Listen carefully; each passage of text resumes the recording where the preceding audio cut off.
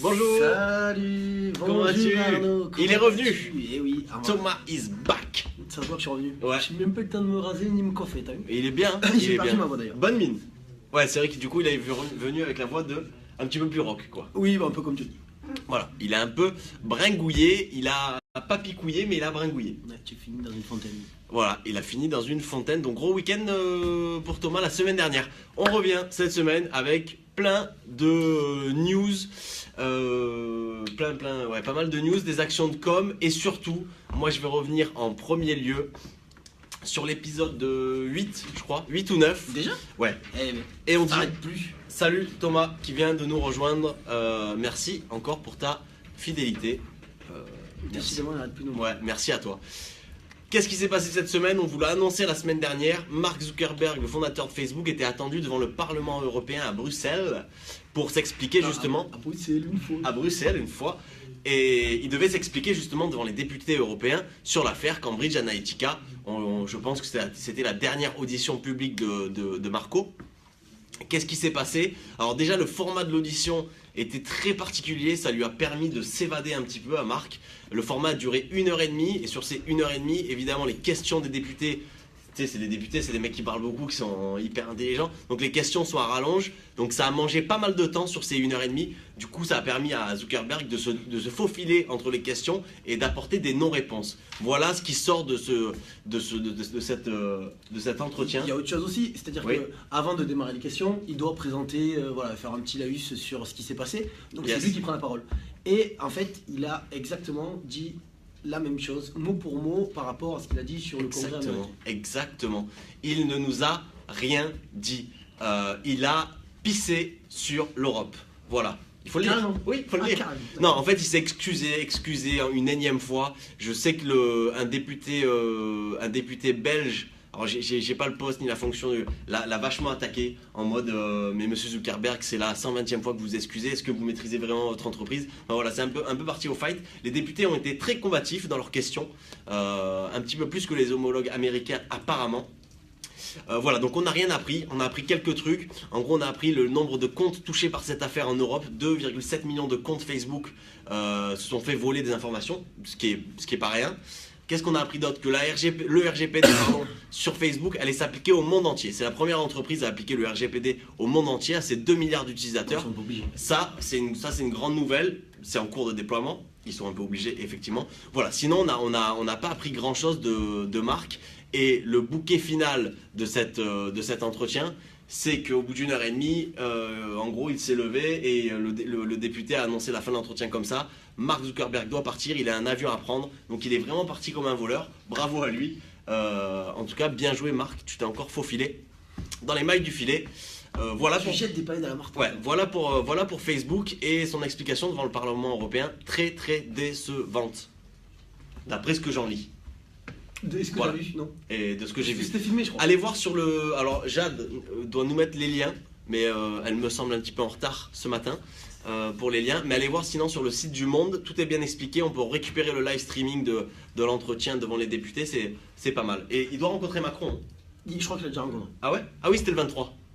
Ok. Bah, Il l'avait rencontré aussi le mois dernier, je crois qu'il avait réuni tous les géants. Non, ouais, c'est ça j'ai pas de... Le nom du député belge, c'est Guy Non. Allez, c'est Guy. C'est Guy. C'est On va Guy. l'appeler Guy. Oh, voilà, donc Guy a été très agressif avec Marc, mais ça lui a pas permis d'avoir plus de réponses.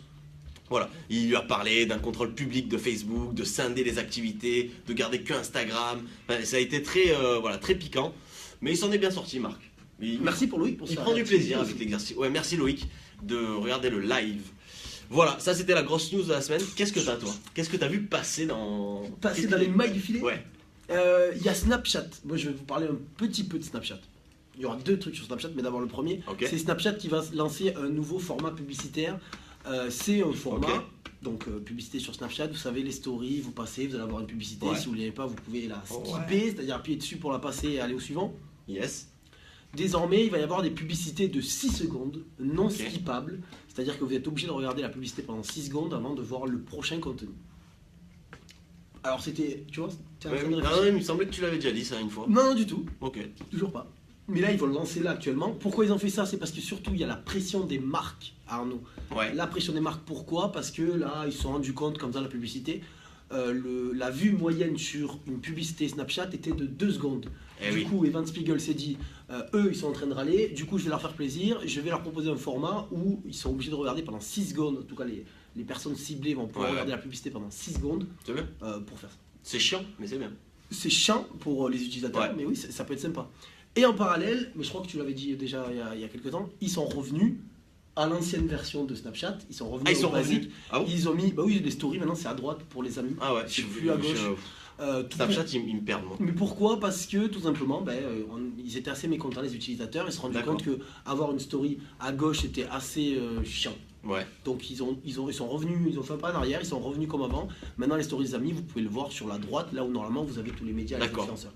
Donc c'est aussi bien pour Snapchat. Et ils ont fait donc du coup plaisir aux utilisateurs. Donc ils font plaisir à la fois aux deux, aux utilisateurs et aux marques.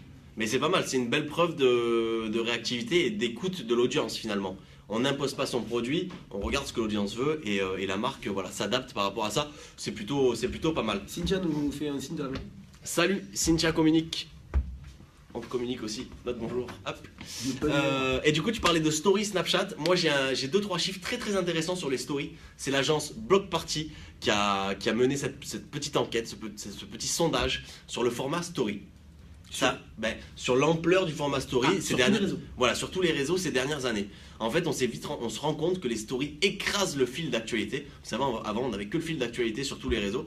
C'était sympa. Maintenant, il y a les stories. Et moi, pour ma part, je regarde que les stories. Je regarde très vite fait le fil d'actu, mais plus beaucoup. Et je crois sur Facebook. Ouais, sur Facebook. Non, je regarde le fil d'actu. Tu as raison. En gros, les stories, ça représente combien de millions d'utilisateurs sur tout réseau confondu? C'est 970 millions d'utilisateurs, tout réseau confondu, qui visionnent des stories quotidiennement. C'est énorme. Depuis 2016, le format a fait 842% de progression. C'est-à-dire que la pénétration du format sur tous les réseaux, elle est énorme. Ça a juste explosé depuis 2016, ça fait 2 ans. Depuis 2 ans, c'est vrai que ce format a explosé. Et j'ai vu que c'était avant utilisé que par Snapchat. Oui, exactement. Et du coup, merci pour le petit pont, Thomas. J'ai 3 chiffres sur les réseaux. Sur Snapchat, on dénombre 81% des utilisateurs qui créent des stories quotidiennement. C'est quand même énorme, mais c'est le format, c'est le réseau qui a inventé ça, donc c'est plutôt compréhensible. Sur Instagram, c'est 60% d'utilisateurs qui créent des stories quotidiennement, et sur WhatsApp, c'est 35%.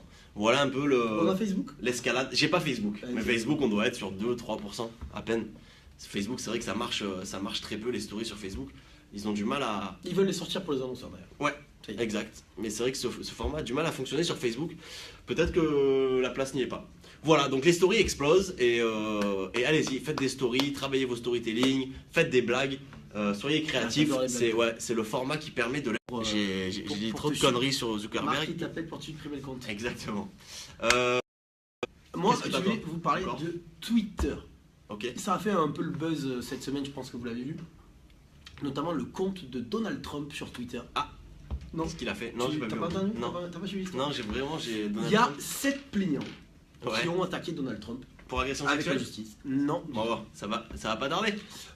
Ils les ont attaqués pourquoi? Parce que Donald Trump les a bloqués sur Twitter. Ok.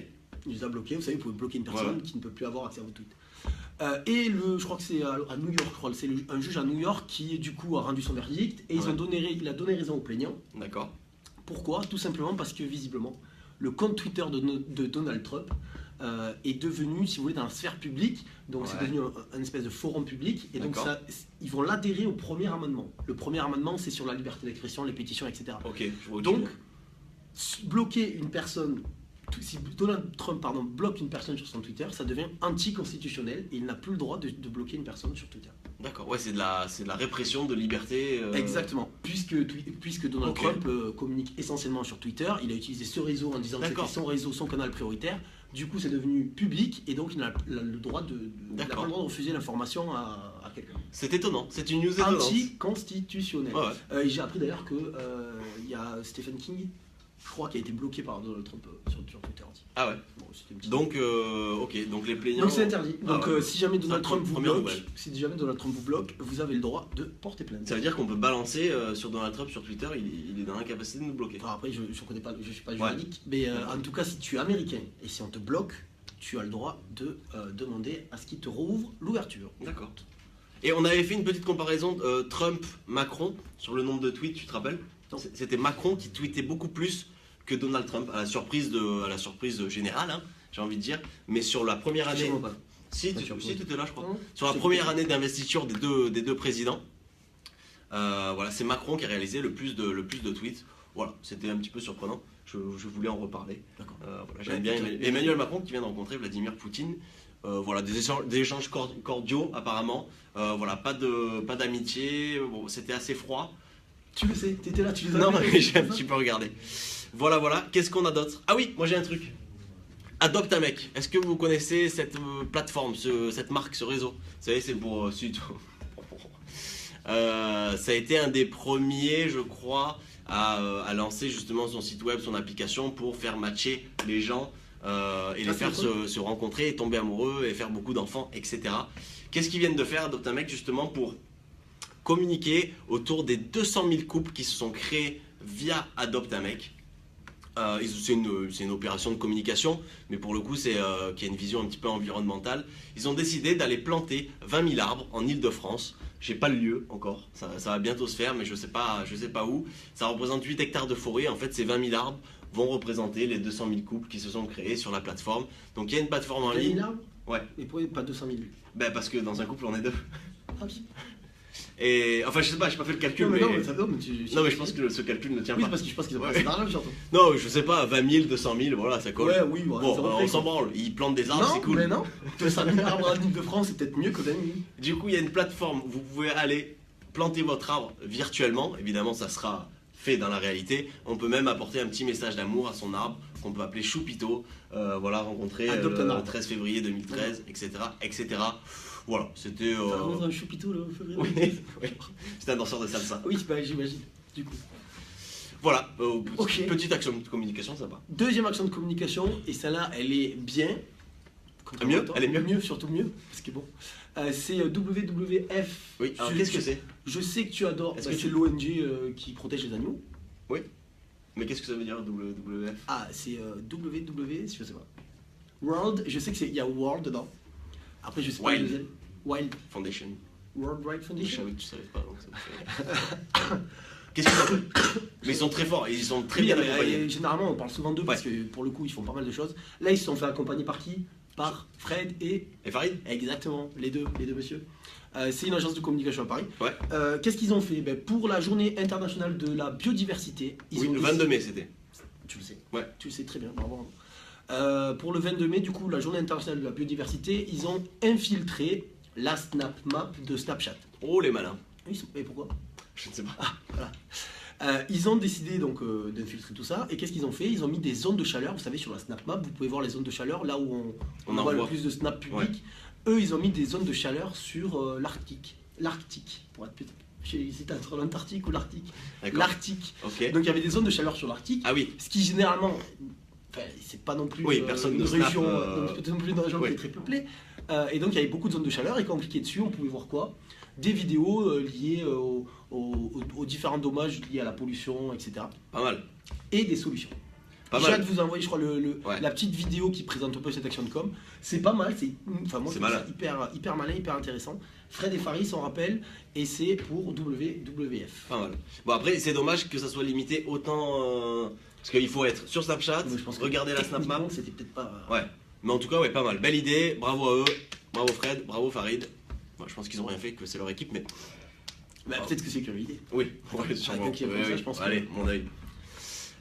Qu'est-ce qu'on a d'autre? Ah oui, moi je voulais encore vous parler de Facebook. Je suis désolé, je suis un petit peu focus sur Facebook aujourd'hui. Oui. On est le 25 mai, vous savez, c'est le jour de. C'est quoi? Le 25 mai, c'est la RGPD. Voilà, le RGPD, c'est le jour où la loi se rentre en vigueur. On voulait pas non plus vous en parler dans son live pour on en parlera plus tard. Vous avez un live déjà, si vous scrollez un peu plus en bas, vous avez un live de 1 heure sur le RGPD. Exact. Mais excuse-moi, pardon. Oui, alors moi je voulais juste revenir sur qu'est-ce qui se passe sur Facebook lié justement à la réglementation RGPD, vous savez, la protection... C'est quoi RGPD? Pardon? Ça veut dire quoi RGPD? Là, vous savez, la réglementation justement des données personnelles, etc. Facebook, concernant la publicité, alors ça concerne tous les annonceurs qui font de la publicité sur Facebook, il y a quelques paramètres qui sont en train de changer, qui ont déjà changé, il y en a d'autres qui vont arriver avec le temps. Le premier, c'est que toutes les catégories partenaires de Facebook ne seront plus disponibles dans le ciblage d'une campagne publicitaire. Les catégories partenaires sont toutes les sociétés, les boîtes qui collectent des données, les fournissent à Facebook et les font matcher avec d'autres profils pour être encore plus précis sur les profils utilisateurs. Donc ces catégories partenaires ne sont plus disponibles dans le ciblage, ça va réduire un petit peu le ciblage. Deuxième chose, quand on fait une campagne sur Facebook, quand on commence à faire la simulation, on a souvent le reach potentiel, c'est-à-dire l'audience qu'on va pouvoir toucher. 100 000 personnes, 1 million, 4 si la campagne est mauvaise. Voilà, on peut avoir cette donnée-là. Cette donnée va disparaître. C'est-à-dire qu'on va rentrer les paramètres de nos campagnes et on ne saura plus combien de personnes on va pouvoir potentiellement toucher. C'est un petit peu dommage. C'est même plus dommage, c'est que ça ne sert plus à rien. Bah, du coup, on n'a plus la visibilité de ce qu'on va faire. Donc il va falloir suivre les campagnes de près pour voir quotidiennement qui on touche, comment et combien de personnes. Voilà les deux grands changements sur Facebook. Il y a aussi plusieurs changements. Nous, je ne suis pas rentré dans les détails. On l'a vu ce matin, réunion de crise, Louis qui était comme ça. Exact, Paul aussi était comme ça. Il y a eu des ciblages qui ont carrément été supprimés par Facebook. Bon, on avait été un peu avertis, mais carrément supprimés, ça veut dire on ne peut plus toucher ce genre de personnes-là précis. Mais je pense que ces ciblages font partie des catégories partenaires. Il y en a plusieurs. Ah ouais. Il y en a plusieurs, notamment je crois que c'est tout ce qui est lié au niveau de l'éducation, la formation, etc. ont été directement supprimés par Facebook. Okay. On n'avait pas énormément de données sur ça, mais en tout cas, on a été surpris d'en voir certaines qui n'y étaient plus. Donc, notre conseil, veillez à vos campagnes Facebook. C'est en train de changer, faites attention.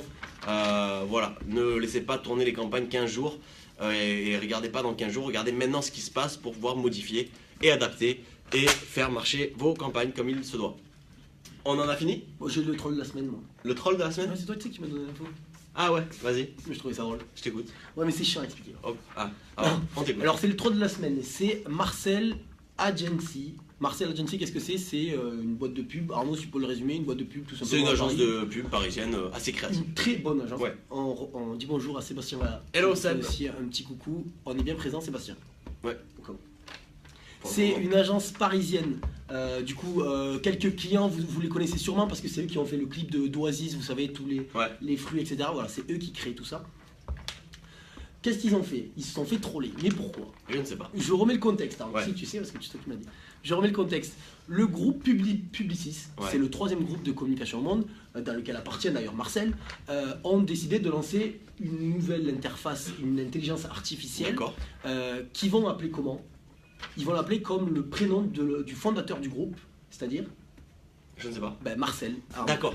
Du coup, Marcel, la petite agence s'est dit, je vais me faire piquer un nom par l'intelligence artificielle de Publicis. Du coup, piqué au vif, ils changent de nom et ils se sont dit, on va piquer aussi le nom du prénom du président de Publicis, qui s'appelle Arthur. D'accord. Du coup, Publicis a piqué Marcel pour son intelligence artificielle et Marcel est devenu Arthur, exactement. Ils ont changé le compte Twitter, c'est devenu Arthur Agency, Arthur WW Agency. C'est rigolo. Ils ont changé le site internet. Ah oui, ils ont poussé le truc jusqu'au bout.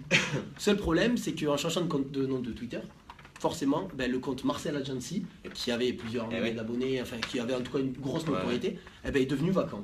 Et donc il y a un petit troll qui a décidé de piquer ce nom. D'accord. Marcel Agency, et de mettre en photo Marcel avec une tête de troll, et juste en mettant une petite phrase, en gros, t'as trollé.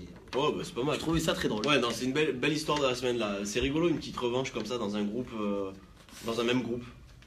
C'est étonnant. Je trouve ça très drôle. Ouais, c'est pas mal. Il y a plusieurs articles à ce sujet, ils ont envoyé beaucoup de vannes entre les deux. Il y a même eu sur l'ADN, je crois que Jacques va publier le petit article, un échange, ils ont appelé Pascal Nessim. C'est Nessim? Oui, c'est Nessim. Le cofondateur de Marcel qui revient sur cette action et qui explique pourquoi ils ont voulu changer de nom, etc. D'accord. Non, ça a été bien fait, mais pour le coup, ils ont été trollés. On ne sait toujours pas qui est le troll. Est-ce que c'est une agence concurrente? Est-ce que c'est un troll? Est-ce que c'est toi? Non, peut-être pas. Ouais, peut-être. À la recherche du troll. Pas. Donc on est en attente aussi de savoir qui est le troll. Ok. Ah écoute, merci beaucoup. Ça t'a pas fait plaisir. Non, mais ça se voit, t'es Non, si, elle est bien. Si jamais tu vois que je me lance et que t'es pas sûr de toi, tu me le dis. Merci de féliciter Thomas pour cette news. Parce que c'était une bonne news. Non, c'est pas une bonne news du tout. On a fini? Ouais, si t'as fini, moi. Ouais, je crois qu'on a fini.